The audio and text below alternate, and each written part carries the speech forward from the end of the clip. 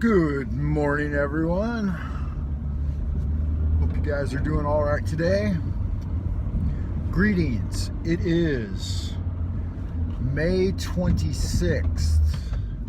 It's a Wednesday. And I just missed the grand opportunity to roll on through here uninterrupted. And some guy in a BMW just pulled straight in front of me, even though he gauged my speed to be superior to his. They just do not care. Hey there, hello there, Sandra Sue out in Happy Land.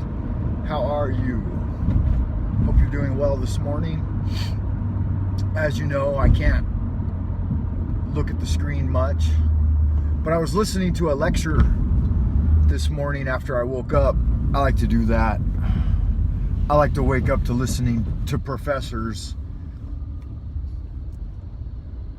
stretch their jaw on YouTube. Now, this particular guy I was listening to, he was talking about theosophy, which is a creation of Madame Blavatsky.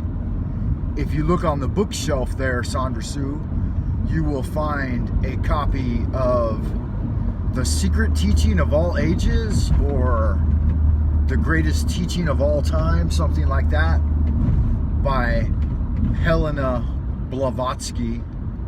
I have a copy of it. It's a pretty valuable book, I think, these days, worth a couple of $100 anyway on eBay. So don't be messing with it. Just dust it off. Keep the books dusted and in order,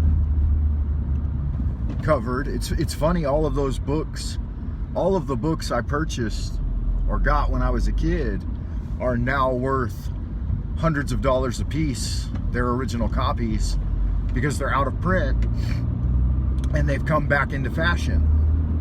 So that's pretty cool. I have got 2 copies of the Big Golden Dawn book. One is there on the bookshelf and one is with me here in China. And that original copy, the big one I've got, is valued at around $500 now, I think. Anyway, the point being, I was listening to a lecturer talk about Blavatsky, and he was tracing the origins of the ideas of transcendentalism.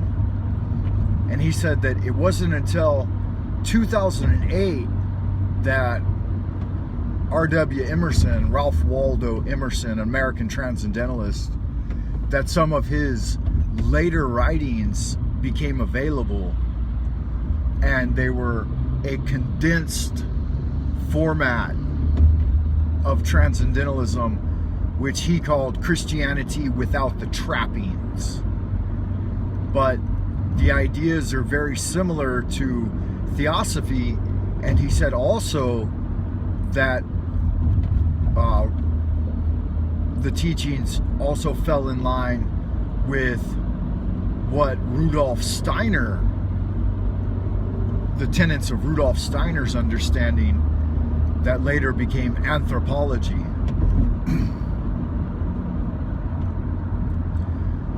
So there you have a connection between Blavatsky. Well, I believe there was a direct connection between Steiner and Blavatsky anyway. It seems that Rudolf Steiner, moved the teachings of theosophy forward and created anthroposophy. I'm only mostly familiarized myself with Steiner's lectures. I haven't learned his actual system, which includes a classical education in music and art, and he created 2 interesting things that were unique to his philosophy. Were one called biodynamic farming, which I have not read up on, so I don't know much about it.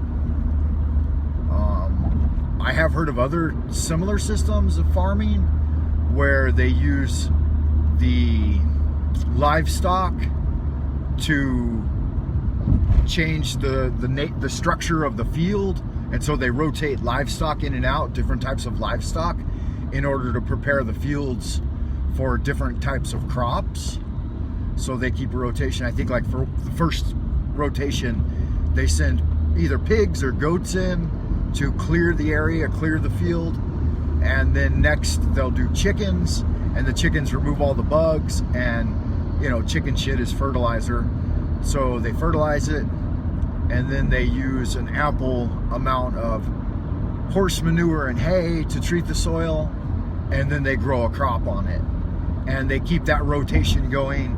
If you have an acre of land, then you can feed like an entire community, just dividing that up into, I think it's 10 blocks, 10 segments. And then you just keep that rotation going year round. And every year you're able to produce enough food. So that's one. Another thing he had was something called eurythmy, which I don't know, but I think it's a style of dance for exercise, and I don't know a lot about it. But anyway, I think it's fascinating that another spiritualist other than myself is interested in both farming and dance as a way of cultivation. And obviously, creating yourself a nice little library has a spiritual benefit. All right, so we will leave it there for this part of the Live Drive Jive archive. It is Wednesday, day of Mercury. This morning there was a